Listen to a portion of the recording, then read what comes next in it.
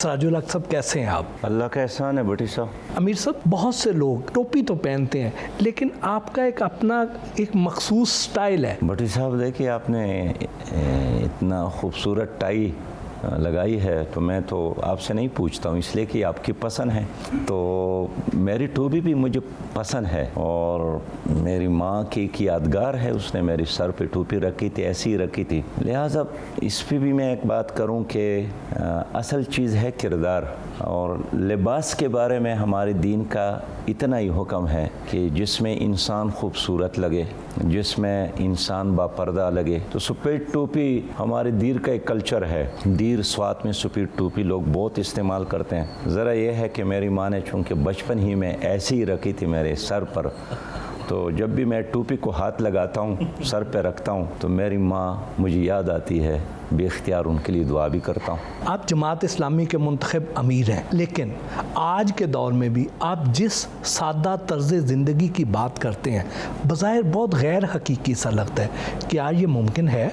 एक है हुक्मरानों का, वीआईपी का, वीवीआईपी का लाइफ स्टाइल, एक है आवाम का। तो आज तक हमारी दुनिया उसी तरह तकसीम है कि जो हुक्मरान बनता है, जो लीडर बनता है, तो फौरी तौर पर अपने आप को उस पुराने आका के तरस पर डालने की कोशिश करता है। तो इसलिए मेरे ज़िंदगी में कोई ख़ास बात नहीं है, बस जिस तरह मेरे मुल्क के अवाम है मैं उसी तरह रहता हूँ।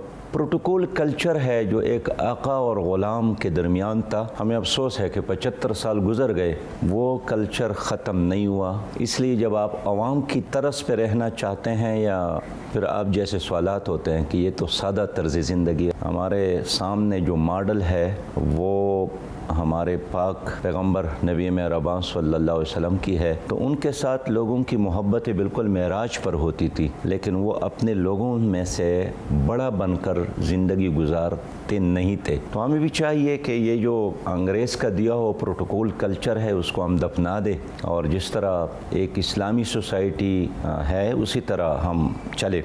आपको मर्द कोहिस्तानी क्यों कहा जाता है? मैं तो बस पाकिस्तानी हूँ, और पाकिस्तान में शहर भी है, देहात भी है, सहरा भी है, कोहिस्तान भी है।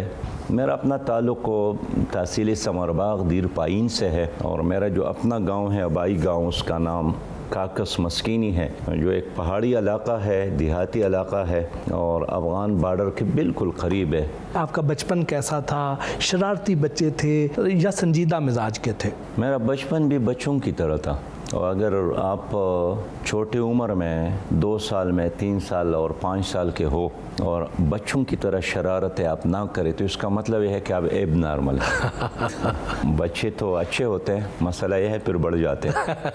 बहरहाल मैंने एक देहाती माहौल में अपना बचपन गुजारा है, और बचपन में जिस तरह आम गाँव के लोग मिलकर बकरियाँ चराने जाते थे तो मैं भी वही करता था, और इस तरह हल चलाना और असर के वक़्त अपने दोस्तों के साथ मिलकर दूर दराज पहाड़ों पे चढ़ना, तो ये सारा एक माहौल था। बहरहाल फिर तो स्कूल आना पड़ा। स्कूल चूँकि बहुत दूर था, एक लंबे अरसे तक यही रूटीन थी कि फजर के बाद हमारी माँ हमें तैयार करती थी और फिर किताब हाथ में थमाकर स्कूल की तरफ भेजती थी। मगरिब तक पहुंचते थे और फजर से पहले हम तैयारी होकर रवाना हो जाते थे, और लेट आने पर हर रोज़ फिर डांट डपट भी हमें बर्दाश्त करना पड़ती। सुना है आप बचपन में पढ़ाई के साथ साथ मेहनत मजदूरी भी किया करते थे? बचपन में तो नहीं किया, अलबत्ता जब मैं कॉलेज में था तो मसला यही था कि मैं जब स्कूल में था, 8वीं 9वीं क्लास में था, तो मेरे वालिद साहब ने अपने गांव के लोगों को इकट्ठा किया कि अब क्या किया जाए। तो बाज़ ने कहा कि इसको सऊदी अरब भेजे, बाज़ ने कहा इसको कराची भेजे। तो जब वो ये बात करते थे तो मैं अपनी तस्वुर में सऊदी अरब में किसी शेख के बागीचे में या उसके किसी बिल्डिंग में काम करता हुआ अपने आप को महसूस करता था। बाज़ एक बुज़ुर्ग ने मशवरा दिया कि इसको मिस्त्री बना दे, मिस्त्री खाना में बैठा दी। उन दिनों शायद मिस्त्री बहुत कमाते होंगे। तो फिर मैं यही महसूस करता था तस्वुर में कि मैं एक ट्रक के नीचे लेटा हूँ और हथौड़ा हाथ में है और काम करता हूँ, और वो काले कपड़े मैंने पहने। ऐसे में हमारा एक इस्लामी जमीयत तलबा का दोस्त आया, उसने मेरे अबू से कहा कि इसको हमारे हवाले कर दें और हम इसको ट्यूशन सेंटर में ले जाते हैं। بس وہ دن اور آج کا دن میں نے اپنے والد صاحب سے وعدہ کیا کہ آپ مجھے پڑھنے دیں تو میں نہ آپ سے کتاب کے لیے پیسے مانگوں گا، نہ کپڑوں کے لیے، نہ ہاسٹل کے لیے۔ تو اس لیے کالج کے زمانے میں پھر میں مجبور ہوا کہ چھٹیوں میں مزدوری کرنے جاتا تھا اور 2-2.5 مہینے محنت کر کے اپنے ہاسٹل کے اخراجات پورا کرتا تھا۔ کس سے متاثر ہو کر 8ویں کلاس میں ہی جماعت اسلامی کو جوائن کر لیا؟ 8ویں کلاس میں اسلامی جمعیت طلبہ میں شامل ہوا۔ پہلی نظر میں تو وہ کارکن تھا جو جمعیت کا کارکن تھا، اس سے میں متاثر ہوا، لیکن آگے جا کر پھر میں نے سید مودودی رحمۃ اللہ علیہ کی کچھ کتب پڑھے اور پھر میری ایکسیڈنٹ ہو گئی تو اس زمانے میں مجھے نسیم حجازی کے ناول بہت ملے، تو اس نے میرے دل کے اندر ایک امنگ پیدا کی کچھ کرنے کا۔ تو میں پھر بہت زیادہ اداس رہتا تھا کہ اب آگے کیا کرنا ہے، کہ ایسے لمحے مجھے سید مودودی کی کتب ملے، اس نے مجھے انگلی سے پکڑ کر ایک بامقصد زندگی کی طرف لے گئے۔ اس کے بعد پھر میں تذبذب کا شکار نہیں ہوا، شک کا شکار نہیں ہوا کہ میں نے کیا کرنا ہے اور کیا نہیں کرنا ہے۔ تو بڑے اعتماد کے ساتھ پھر میں 9th 10th اور پھر فرسٹ ایئر اور یونیورسٹی تک چلتا رہا، اور جیسے ہی تعلیم سے فارغ ہو گیا تو اپنے ارادے کے مطابق پھر جماعت اسلامی کا کارکن بنا۔ آپ 10ویں جماعت میں اسلامی جمعیت طلبہ کے ضلع ناظم کیسے بنے؟ بس وہ تو پھر میں جب اسلامی جمعیت طلبہ میں داخل ہوا نا جی، تو پھر میرے تنظیم نے فیصلہ کیا، میں اس دنوں حاجی آباد ہائی اسکول میں تھا، تو پھر انہوں نے فیصلہ کیا کہ اب آپ کو یہ ضلع چھوڑ کر مڑاکن ایجنسی جانا چاہیے، تو وہاں تانا ایک اسکول تھا، اس میں نے داخلہ لیا، اور اس طرح یہ 4-5 اسکولز میں نے تبدیل کیے، صرف اس لیے کہ جہاں میری تنظیم کو ضرورت تھی۔ اسلامی جمعیت طلبہ نے اسی دوران مجھے اپنے ضلع دیر کا ناظم بنایا، اس کے بعد ملاکن ڈویژن کا ناظم بنا، اس کے بعد خیبر پختونخوا کا ناظم بنا، اور اس کے بعد جمعیت نے مجھے اسلامی جمعیت طلبہ پاکستان کا ناظم اعلیٰ بنایا تھا۔ کیا وجہ ہے کہ آپ کی انفرادی مقبولیت اور قابلیت کے باوجود جماعت اسلامی ماضی کی طرح ایک ملک گیر جماعت نہیں رہی؟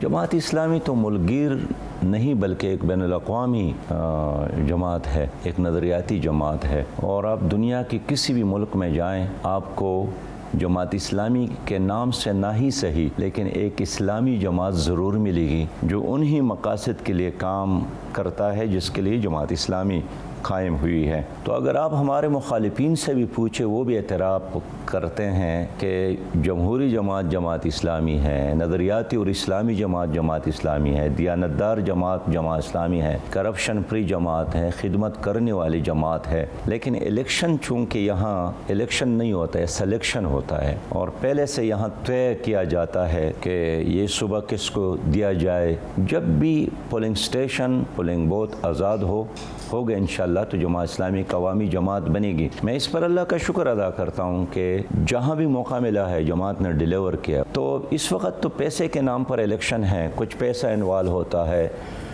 گلوبل اسٹیبلشمنٹ کے مفادات ہوتے ہیں، پھر اپنے ملک کے اسٹیبلشمنٹ ان کے اپنے ترجیحات ہوتے ہیں۔ ہمارے بارے میں یہی لوگ کہتے ہیں کہ آپ بڑے اچھے لوگ ہیں لیکن امریکہ کو پسند نہیں ہے آپ لوگ۔ یہ اسلام آباد میں بہت سارے لوگوں نے مجھے کہا ہے، ذمہ دار لوگوں نے، کہ آپ امریکہ کے ساتھ کوئی بات چیت نہیں کر سکتے کہ وہ آپ کو پسند کر لے۔ تو اس لیے ہماری جمہوریت آزاد نہیں ہے، غلام ہے، ہمارا ووٹر بھی آزاد نہیں ہے، ہمارا الیکشن کمیشن بھی آزاد نہیں ہے، ہماری عدالتیں بھی آزاد نہیں ہے۔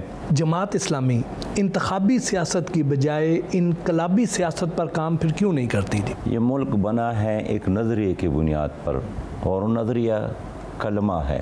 اب یہ اللہ تعالیٰ کا احسان ہے کہ ہمارے ملک میں ایک آئین ہے، اس آئین میں اقتدار تک پہنچنے کے لیے ایک واضح طریقہ کار ہے، اور میڈیا آزاد ہے، تو ہمیں ان تمام سہولتوں سے فائدہ اٹھانے کی ضرورت ہے۔ باقی رہی انقلاب کی بات، تو انقلاب کیا ہے؟ انقلاب فرد کی تبدیلی کا نام نہیں ہے، سوچ کی تبدیلی ہے، کردار کی تبدیلی ہے، اور اللہ تعالیٰ نے ہمیں موقع دیا اور دے گا انشاءاللہ تعالیٰ۔ تو آپ کے عدالتی نظام کو تبدیل کرنا ہے، تعلیمی نظام کو بھی تبدیل کرنا ہے، اور آپ کی سیاست کے اس پورے اسٹرکچر کو تبدیل کرنا ہے، اس لیے کہ ان عدالتوں میں انصاف نہیں ہے۔ تو یہ تو تعلیم یافتہ لوگ نہیں ہیں، یہ تو ڈگری ہولڈر لوگ ہیں۔ تو یہ کیا سیاست ہے؟ وزیر بن جائے اور پھر اپنے پراپرٹیز میں اضافہ اور پھر اپنے بینک اکاؤنٹ میں اضافہ اور پھر آئندہ نسلوں کے لیے دولت جمع کرنا۔ اس وقت تو سیاست یہی ہے۔ جماعت اسلامی عوام کی سیاست کرتی ہے۔ اللہ تعالیٰ نے موقع دیا تو ہم ایسے ماڈل پیش کریں گے جس پر ہمارے لوگ فخر کریں گے۔